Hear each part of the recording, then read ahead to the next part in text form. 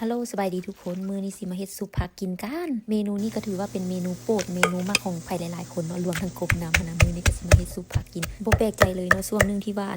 กระแสซุปผักดังอยู่ใน TikTok แฮงนะย้อนความแซ่บของน้องนี่เองมื้อนี้เขาก็เลยจัดเลยมื้อนี้จัดซุปผักบ่ได้ผักมาบากหลายๆอันเลยแม่ซื้อมาให้นี่เขาก็สิตำเครื่องตำของเรียบร้อยแล้วนี่ก็ผักของเฮาเนาะลวกเรียบร้อยแล้วมื้อนี้ผักของเฮาก็มีหลายอันหลายแนวเลยมีผักบ้งแล้วก็มียอดมักทั่วน้ำแล้วก็มีเห็ดหูหนูแล้วก็ตามด้วยหน่อไม้เนาะผักเขาก็สิมีประมาณนี้หลังจากนั้นเขาก็สิใส่เครื่องที่เราตำหั่นลงไปเนาะใส่เครื่องทุกอย่างแล้วพัดลืมตำบักงาเขาสิมาตำบักงาเนาะบักงานี่เขาก็ทำการคั่วหอมขาดบักงานี่บ่ได้เลยซุปผักนั่นเองตอนนี้บอกเลยว่าบักงานี่หอมแห้งเพราะคั่วจนมันหอมคักหอมแน่นี่หลังจากตำได้แบบนี้แล้วก็เขาก็สิมาเฮ็ดซุปผักต่อเนาะก็สิทำการปรุงเครื่องปรุงของอันใส่เนาะใส่มักอันแป้งนัวอีหยังอะไรเนาะและสิ่งที่ขาดบ่ได้ก็คือปลาแดกเนาะแต่ว่าปลาแดกนะทุกคนว่าบ่พันท้ายนี่นะโอ้ยมัน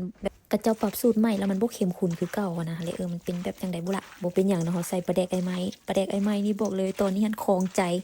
มักแฮงแม่หันซื้อมาเป็นแก๊สเลยความมักนะแบบอีหยังก็กินกับข้าวเจ้าแล้วก็กินแม่นะความมักเพราะมันบ่เหม็นบ่คาวเลยปลาแดกไอ้ไม้นะแซ่บนี่หลังจากนั้นเนาะเว้าไปเว้ามาใส่ยาวเนาะไม่สิผักตัวนี้ตอนนี้ก็ทำการใส่มักงาเนาะโอ้ย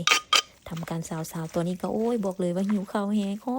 อมซุปผักเนาะข้าวเหนียวร้อนๆกับซุปผักมาเด้อทุกคนซุปผักเฮาก็ใกล้สิแล้วล่ะมาเด้อมากินน้ำกันเด้อใครยังบ่ได้กินข้าวแรงมากินน้ำกันกินข้าวซุ่มกันนี่ซุปผักเฮาเป็นยังไงทุกคนเป็นตาแซ่บบ่มาเด้อมากินข้าวแรงน้ำกันเด้อวันนี้ก็สิขอจบคลิปวิดีโอไว้เพียงเท่านี้แล้วพบกันใหม่คลิปวิดีโอหน้าบ๊ายบาย